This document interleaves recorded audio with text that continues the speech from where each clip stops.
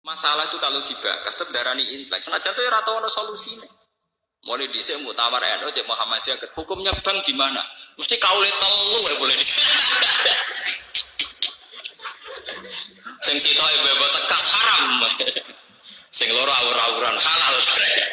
Sing telu bebas hati-hati jare subhadra. Wong iki saya halal haram napa? Subhan. Mulai dhisik mulai muktamar pertama 26 sampai saat ini 2010. Tapi baru kayak dibahas terjadi intelek. Mergo ki sing lugu-lugu takok. Pasif bank piye to? Akhirnya ana pakar bank kan nerangno. Berarti benten ya bank riyen. Tapi lumayan dadi Pak. Misalnya ngeten, kula beberapa kali ikut ya. Dulu itu kenapa riba begitu dihujat? Mergo kaitane pancen wong melarat, utang wong sugih ben kelar mangan. Nggih, wong melarat, utang wong sugih ben kelar mangan. Fakul lama zada fil ajal zada napa fir riba. Jadi misalnya pulau utang jenengan 100.000 gue mangan, janjinya seminggu bayar, jebule ra iso bayar, ditambahi bunganya 120, nganti 140. Intine iku terus riba begitu dihujat pangeran, wong ngutangi wong melarat kok arep-arep dibungani, ora meres kere, wong kere kok diper. Bareng bang diwalik, wong melarat malah ra iso utang bang. Wong syarat utamane nganggo jami. Sing utang wong su barang kiai ini diterang. Dados bank duit negara, Mbah. Nggih, duit negara. Jumlahnya miliaran triliunan niku sing saged utang tiang-tiang juga. Terutama Cina-Cina niku. Lah niku nak jenengan haramno ngangge bunga. Berarti nyaure lawaran lho, Mbah. Negara ora untung. Enak ngoten benten. Mergo dene eman ana Cina enak-enak entuk utang kok ora bayar. Mbah. Dadi kowe nak ngaramno bunga nemen-nemen yang nguntungno Cina, mergo tukang utang bank ora mbok wajibno bayar bunga. Mikir ya hukum kok nguntungno apa? Cina. Berarti benten Gus ya? Benten Pak. Ndak, ini sementing niki balik pentingnya ulama omong. Ya gunane yo ngomong niku. Ya akhirnya tetap ora putus tapi kan lumayan. Ono proses intelektual, ono proses transfer informasi, ono proses pendidikan. Ngomong yo penting. Tapi yang bermutu lho, mau kan value diril alim ora jahil lho. Anak jahil ngomong malah ngaco ono masalah. Ngalim yo ngalim yo ngalim. Tadi tetap penting. Dulu tuh orang tidak tahu yang namanya intelijen itu apa, konspirasi itu apa. Gara-gara dibokas, ya akhirnya uang roh. Coba berapa ilmu yang karena didiskusikan di TV, karena ada dialog, orang tetap menjadi intelek. Tetap mau nak hikmah, tetap mau apa? Dan itu tradisinya Quran hadis. Sesuatu itu didiskusikan, diulang-ulang. Bahkan Quran piyambak beberapa kali satu ayat sampai fabi ayyi alai rabbikum manapa digasihkan diulang-ulang. Nanti kalau seneng Gus Dur kok perkara mesti bener gitu. Dia seneng ngomong. Nah serang ngomong bahaya. Karena itu tadi bagian dari memantik diskusi. Memicu apa? Diskusi. Sampai tidak harus setuju. Ya beliau dukung Ahmadiyah, aku tuh setuju. Mau sampai nanti apa? Ahmadiyah. Nah bicara bahasa Gus Dur dalam istilah hukum hak asasi manusia, dia ini selera dukung Ahmadiyah, dukung hak asasi manusia repot, orang sambung kan. Cek sambung, cek ora sambung, mau itu bagas-bagas dari roh. Akhirnya oke, NU tahu, oh Ahmadiyah itu ono atau jebule. Kesauri-uripe dene ki RT ra tahu krungu makhluk jenenge Ahmadiyah. Bareng krungu langsung anti. Bareng anti, lho Pak kok jenengan anti. Wah Ahmadiyah pokoke sesat ngene-ngene. Lah wonten nopo? Ono jarene TV ono. Ada dene dhewe ra tau roh. Yo baru kae diskusi. Sekarang itu masalah riba diperdebatkan karena ada nilai intrinsik, nilai normal yang rusak. Misalnya begini, kalau sering diskusi fikih misalnya begini. Mbah nak riba itu haram total dengan makna bunga, itu ya repot.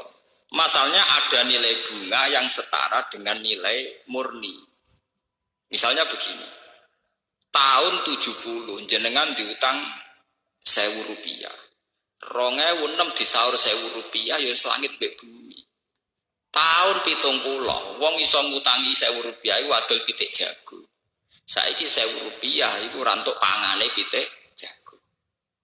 Kula menangi tahun 84. Niku keluarga kula kaji niku jadul sapi loro. Padahal kajine mau 6 juta. Saiki kaji 30 juta mau butuh adol sapi telu sapi pak. Zaman tahun 84 tuh wong adol sapi 6 untuk kaji sapi 6 sampai 10. Saiki 30 juta mau butuh adol sapi pak. Artinya apa? Nilai uang tuh gak terkendali. Mulane cara wong desa-desa. Gus kaji saiki luwih murah timbang dhisik. Ibu kula cerita zaman mbah kula haji niku entek sapi nganti 16. Terus era pesawat entek sapi 6 sampai 7. Sakniki 30 juta mau entek sapi pinten sekawan. Artinya misalnya uang tahun 80 diutang 7 juta.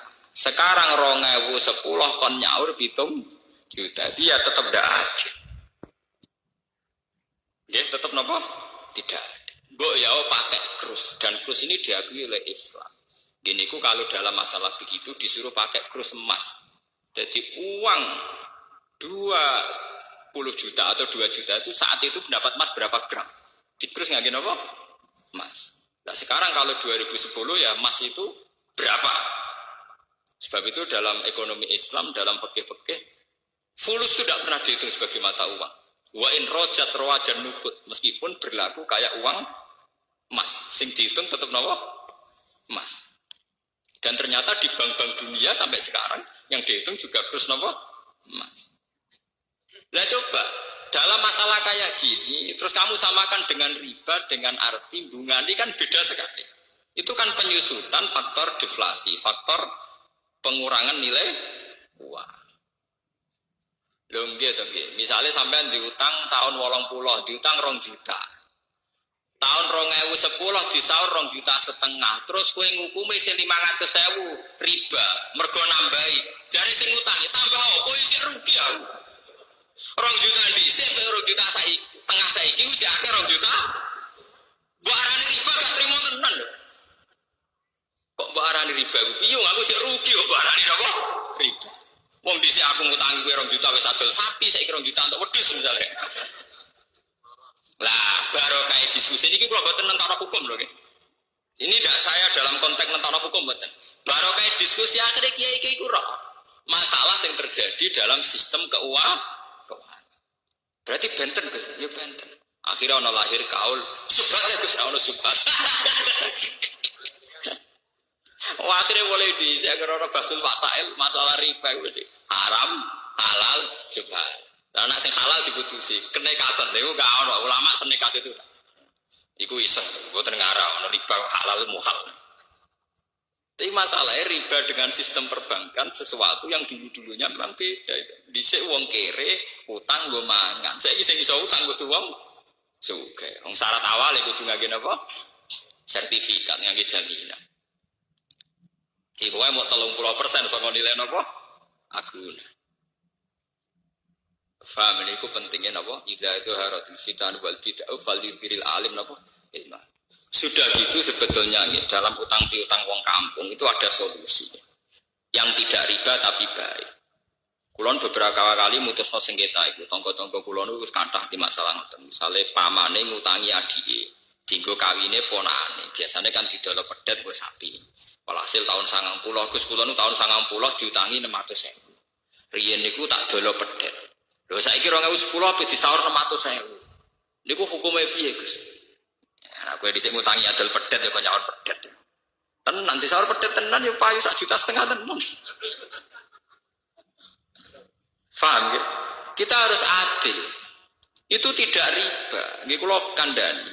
Misale termasuk riba, gelem ra gelem kudu jenengan ikhlasno. Piye wae kakake sampean iso ngutangi sampean niku barokah adol pedet. Dhuwit 600.000 wujude adol pedet. Saiki saur pedet tenan kowe ora kuwatir. Dene yang ngakoni adik nggih Gus Ren didol pedet. Ternyata disaur pedet jadi 1,5 juta nganti 2 juta. Toh jelas-jelas Nabi dawuh khiyarukum ahsanukum qadha. Sing apik sing utang lu tahu diri. Iku Nabi nate utang pedet disaur sapi. Nggih Nabi nate utang pedet disaur napa? Sapi. Ketika sahabat tidak mau nerima ya Rasulullah, yang saya pinjamkan ke jenengan itu pedet. Ora, aku wong apik. Nah apik nak nyaur diluwahi jare. Aku wong apik, wong pilihan. Wong pilihan ning dinggon kan ya ngeluai itu sono dawuh khiyarukum ahsanukum qada. Dadi kowe nak ngaramno riba nemen-nemen niku mendukung gerakan medhit. Ya catet nggih. Kowe ngaramno riba gerakno pasukan medhit, nguntungno Cina sing nggawa dhuwit negara. Dadi cara bahasa kasare ngeten. Umat Islam ngringano bebane Cina. Mergo nak utang bank ra usah bayar bunga. Gelem kowe nguntungno. Mikir ya bolak-balik barokah diskusi. Berarti kalau mau namuni bank haram ya rada keliru guys. Sebenarnya sing untung Cina.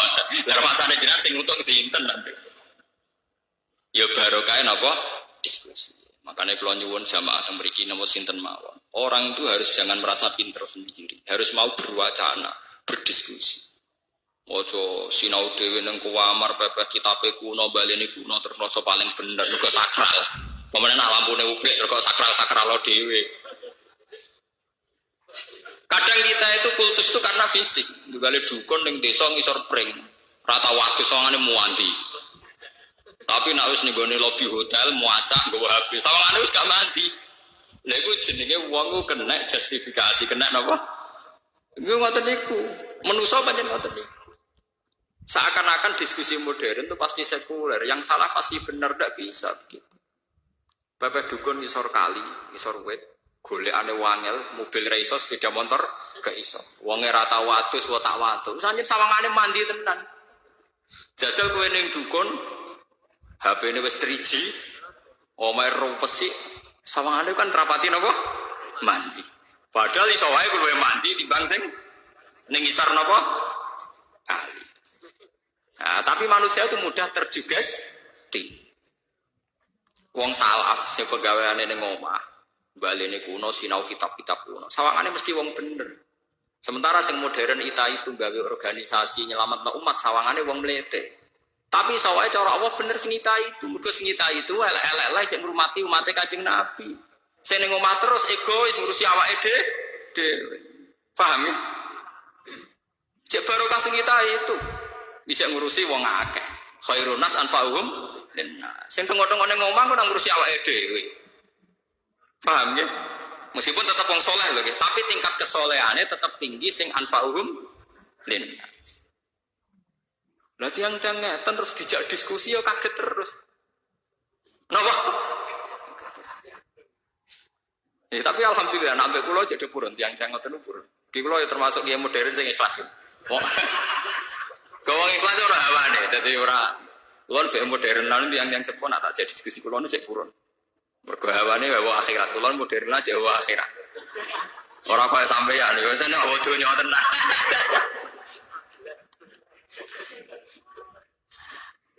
Paham ya, jangan makanya nggih.